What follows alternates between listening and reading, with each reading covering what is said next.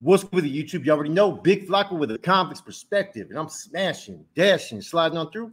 Little bit of energy, man. Interesting night last night, man. So I went to the casino, not to go gamble. Someone asked me for a ride, so I had nothing to do. And while I was there, I jumped on Rojo's live. Someone sent me $20. Said put it on black on the roulette. I put it on black one, right?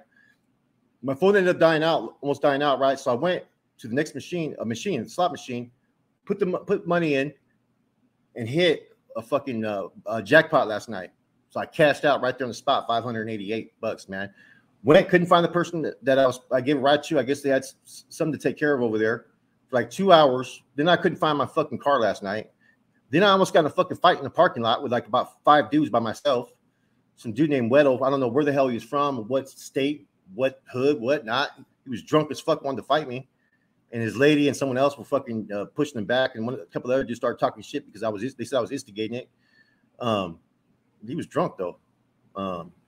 Yeah, so finally found my car and it's on fucking night. 4 local, put it that way. Anyways, man, so we have an update, man. High Desert yesterday about 10:08 in the morning, 10:16 in the morning. You had it was CDCR at High Desert. Doesn't say what yard, man. This is from the CDCR release. I'm only going to go through vague notes, right? But a William Lutz and Timothy Smith attacking an incarcerated person named Terrence Coleman. Staff quickly responded and detained the incident within minutes. However, Coleman was pronounced dead by 10:38 by institutional medical staff. Lutz sustained serious injuries and was transported to the hospital, while Smith was put in administration segregation. The other person will be put in ADSEG as well. Now, Coleman, 51, was admitted from Yolo County. Okay, that's the individual that was killed, right? He's 51 years old. He was serving a life sentence without the possibility of parole for all kinds of numerous charges. Okay, but he was out of, like I said, Yolo County. Lutz was admitted from Tuolumne County to serve 18 years. He caught a whole lot of other cases while he was locked up and actually caught a 3rd strike. Smith was the most recently out of all these individuals to be brought forth, and he was had a 2nd striker, had enhancements, a murder case, all kinds of things. Okay. Now, basically, if you look at the situation, I'm looking at the pictures of these individuals. It's basically three white dudes. Okay, so this had to have been probably a sanctioned hit within the higher, echelon of these groups, which would probably be the AB. I'm going to assume, because I don't think that unless these groups are given authorization to clean their own house, that may be a whole different situation. Because here's what I found if you look at this case, right? If you look at where they're from, they're all from like the surrounding Butte County area, San Joaquin, Tuolumne, Yolo County, and so forth, man. And see, within the white cars, right? What they usually do is say like one of theirs has to go, right? A decision's been made by one of their leaders, their big homies, right? They're gonna have their car deal with it. So say if it's a Coco County car and there's other people from Coco County, they're gonna ask them to deal with it. Say if NLR's there, he has to go, and NLR gonna deal with it, AB and so forth, man. So I'm gonna assume that all 3 of these individuals probably were active, just based upon what I'm looking at. I'm not too familiar with the whites on the SNY side, if those groups particularly get off and do hits, man. But this looks like it was on an active yard. And this is the 3rd killing in 10 days? So CDCR has been getting it cracking, man. And we have yet to see any serious deaths based upon this non-designated program yard and the reintegration of bulldogs and so forth on these main lines.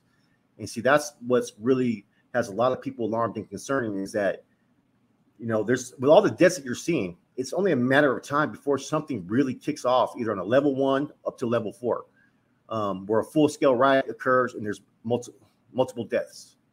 Okay, with the game that CDCR has been playing, the same way they brought the 20 bulldogs to Ironwood, and then brought 15 to ICC. One of these days, they're going to send them to a certain yard, some non-designated program individuals, or vice versa, a bunch of GPs, and this type of incident is going to happen, and it's going to be someone's going to die. All these hits so far are basically within these groups. You get what I'm saying? They're not, the only one that I know of that was maybe a little bit opposite was, I think, a 2-5 was killed maybe a year ago by a Zapatista. But none of these hits yet have crossed over group segments or racial lines. But that's only a matter of time. The same thing that people always say, well, how long is this into hostilities going to occur with Norteños and Sureños? I don't know. You know what I'm saying? But right now they have the capabilities on these main lines that if anybody goes to war, or whether it's SNY or GPs or whatnot, that you're going to have a lot of blood on your hands, right? Now, I get it. Right now, the GP's main goal is to enjoy those privileges and incentives, those, have their tablets, have their visits, have their dope, get their money on, whatever it may be, So a lot of them are going to refrain from any unnecessary bullshit. That doesn't mean that they're not going to continue to clean house. And so most of these hits are cleaning house. And it's almost like tick for tack, with all these murders that have been happening, because it's like, okay, if the AB is doing this, if the NF's doing this, if the MA is doing this, everybody else is going to try to reach that same status as far as how everybody perceives everybody. Because reputation and recognition is something that's key in prison. If one particular group is doing all the killings in there, right, then how are people going to look at the other groups that do their little removals and nobody's dying? There's a lot of egos at stake. And so sometimes people want to set the tone for others to sit there and see, oh, this group isn't to be fucked with. Look at that. They just killed one of their own. You know what I'm saying? And sometimes it could just be an example. Now, how many of these calls can we really say that were justified? None are justified technically, but within the political spectrum of things, I don't know.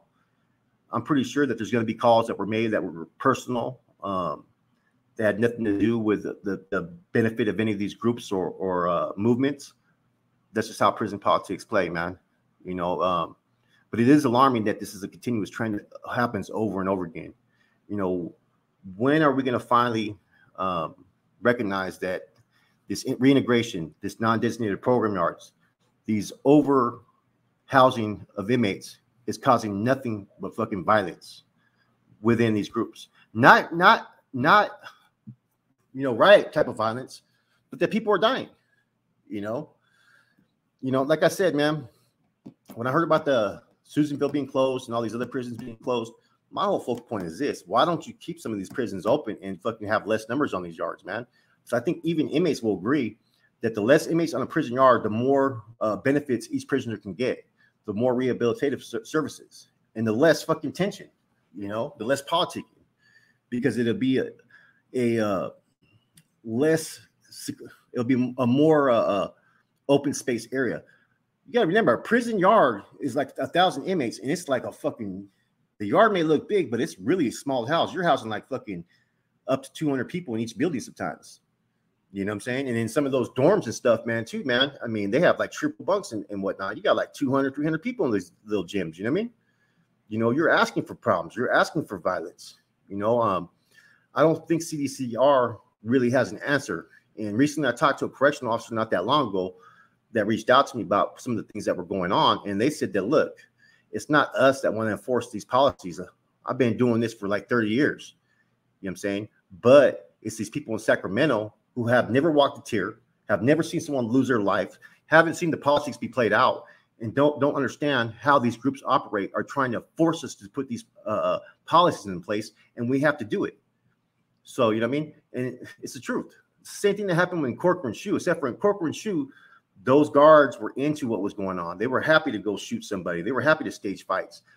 Today, in today's society and in today's prisons, there's a lot of correctional officers that are not really trying to, advocate or promote violence at their institutes.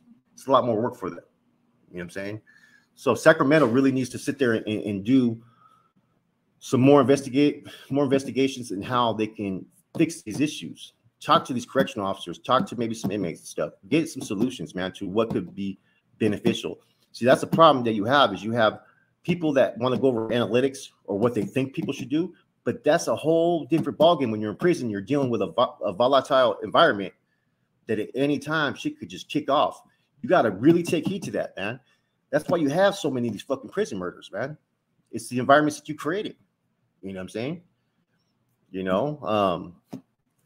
That's some things that maybe the inmate population has to consider too, man. Don't make the same mistakes that were made in the past. I get it. You have to go about your business. You have your own bylaws and so forth, right? But these type of killings are only going to constitute one thing. It's going to have serious ramifications later on down the line to where those same visits you wanted and all those privileges and incentives, they're going to try to fucking take those and strip those from everybody. Trust me, they've done it before. They did it with the weights. They did it with tobacco. You know, those are the consequences that how CDCR plays, you know. So there has to be some type of coalition to go against the system a little bit, man. You know what I'm saying? Because it's one of the most corrupt systems is the CDCR, man.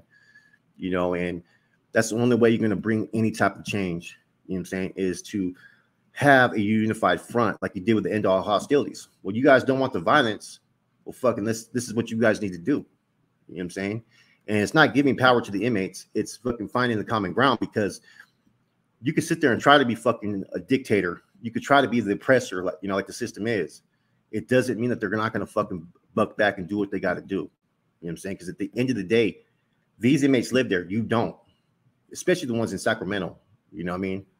Anyways, real quick spill. Unfortunate somebody lost their lives, man. Like I said, man, it is what it is. It happens, man.